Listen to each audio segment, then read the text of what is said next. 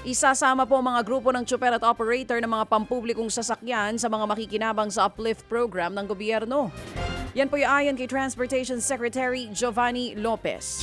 Aminado po si Lopez sa maaaring hindi sapat ang kasalukuyang inisyatibo ng gobyerno para tulungan ang mga nasa sektor ng transportasyon.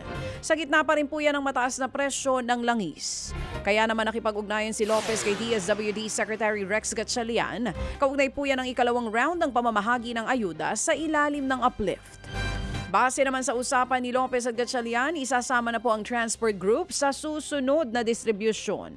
Sa kasalukuyan, nasa 1.2 milyong low-income workers na beripikado ng SSS ang nakatanggap ng 2,000 piso kada buwan hanggang Disyembre.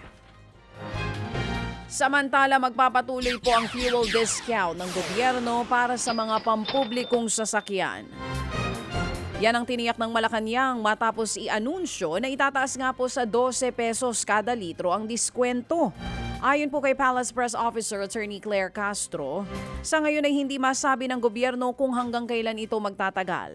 Pero hindi ito mawawala hanggat kinakailangan ng tulong ng ating mga kapatid sa sektor ng transportasyon.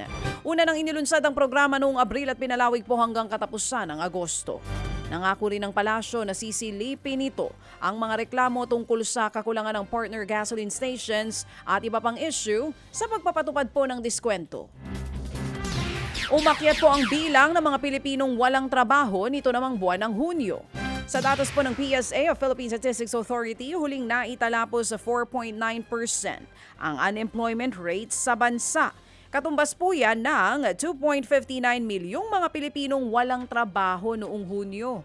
Bahagyang mas mataas po ito sa 2.5 million o 4.8% unemployment rate na naitala po noong Mayo. Kasama sa mga sektor na nakakita po ng malaking o pinakamalaking tapyas sa trabaho ay sa fishing and aquaculture, maging sa manufacturing.